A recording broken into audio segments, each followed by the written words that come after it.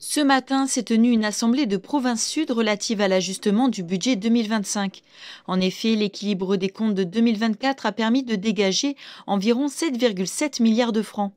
Le réajustement du budget tient aussi compte du soutien attendu de l'État sous forme de compensation des recettes de répartition. Sur ces 7,7 milliards, 3,8 milliards seront consacrés aux dépenses, dont 2,3 pour les investissements au profit des patentés, au dispositif Job Jeunes, aux mesures d'attractivité du personnel soignant et pour soutenir les communes. 1,6 milliard de francs sera consacré au fonctionnement. Un soutien à la relance économique assumé par la majorité.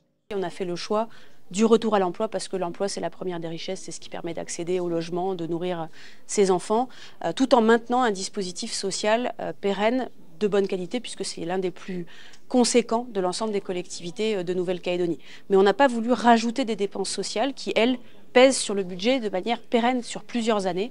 On a voulu rester sur des mesures exceptionnelles pour attendre de voir dans quelle situation on sera dans les prochains mois. Un réajustement du budget voté par l'Avenir en Confiance, le Rassemblement et Génération NC. Calédonie Ensemble, l'Éveil océanien et le FLNKS se sont quant à eux abstenus. Ces derniers déplorent le manque de soutien pour les aides sociales récemment revues à la baisse. Ce que je note en regardant ces chiffres, et sans faire de politique, je note que nous avons créé une rupture d'égalité d'accès à l'éducation. On va avoir des ressources ponctuelles et qu'on doit utiliser de façon ponctuelle. C'est pour ça que ces ressources sont affectées à de l'investissement, c'est-à-dire à des aides, à ce dont a besoin le système économique aujourd'hui, c'est-à-dire une aide d'urgence, pour éviter de disparaître. Nous constatons, nous, depuis que nous avons, depuis qui a été voté ici par la majorité, les coupes au niveau des aides sociales, je rappelle les bourses, le transport, cantine, etc., qu'il y a, nous le ressentions, une rupture d'égalité d'accès à l'éducation. Quand on a une baisse de 1600 élèves au maternel primaire dans la province sud, nous nous interrogeons.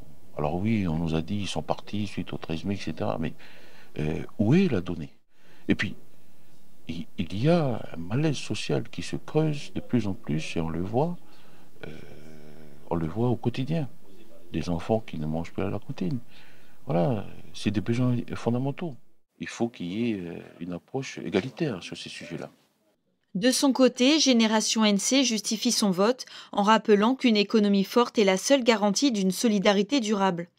Deux autres projets de délibération ont été votés, la simplification des règles d'urbanisme et de la réglementation des lotissements en province sud.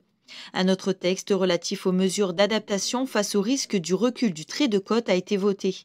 La prochaine assemblée de province se tiendra le 24 avril prochain.